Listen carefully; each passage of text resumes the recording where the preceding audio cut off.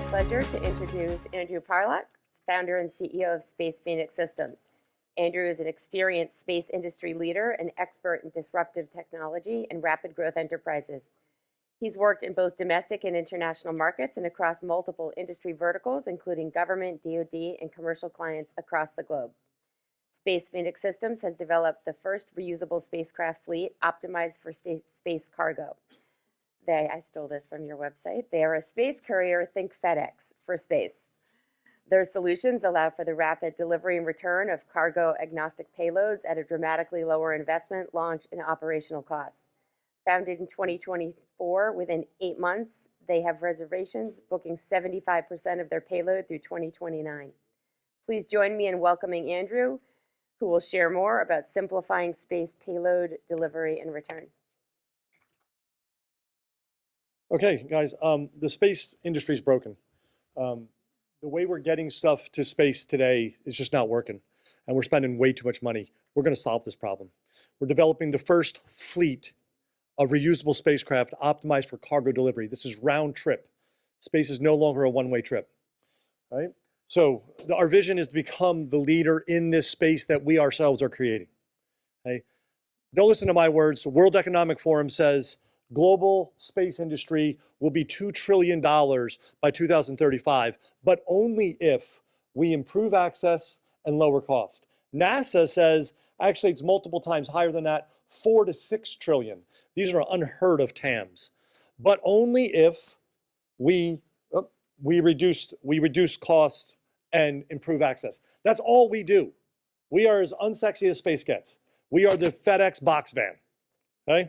Because this is the problem we're trying to solve. The industry is completely constrained. We're trying to rip the constraints off. So there's very few options to get to space, right? Ask the astronauts that just came down yesterday from the Boeing, right? So the logistical infrastructure is broken, okay? So what happens is there's very few things that even scale to get us to space or back. And this is causing the industry to bifurcate. They bifurcate all their investment and they try to build it themselves. This is madness. So we're trying to deliver that essential infrastructure to change that market. What's our solution?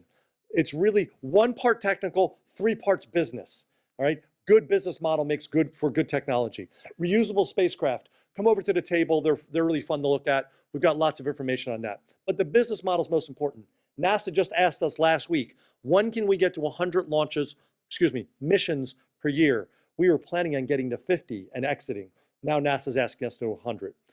Reusable spacecraft, and then on demand. We've got to get the industry on demand. Right now, 2 to 3 years planning to get your payload into space.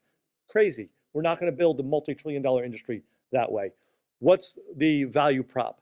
Let the customer focus on their core technology. These are folks at the bleeding edge of technology, and then they're bifurcating their business to go off and build or buy a satellite, operations. It's really kind of insane. We manage all of that. We're the background. We don't do the rockets. We don't do the payloads. We're the middleware. We get your stuff to space and back. Easy. These are our satellites. They're super fun to look at. We've done lots of testing, re-entry, so on and so forth. Come over to the table. I'll talk to you about them. The most important thing I want to talk to you about here is revenue. Revenue is not a dirty word here. We're generating $4 to $5 million per flight on our first, the Hermes, as we move up to $20 million per flight. We've got market cases. We're focused on the middle two. Microgravity research. Today, $500 million backlog. We're trying to solve that. In-space manufacturing. Today, $5 billion business. 2035, over $250 billion. Unheard of TAMs. All right? Our market traction. We've approached 9 companies. We have 9 customers. Right? I've actually told my team to stop. We just got too much to manage right now. The market demand is overwhelming. We get to these numbers, over 200 million in revenue by 2029 on 20 missions. Again, NASA's asked us, when do we get to 100? What are we looking to raise? We've raised a good bit so far, about 6.5 left to raise. Any number of ways. We're very flexible on the raise, equity, convertible note, or safe structures. We've got a great team. Frank and I are here today. In the center, Tal, real visionary architect of the entire system. Great young CTO. and doing really great things. We already have our office up in University of New Hampshire. We're based in Baltimore, so we're semi-local.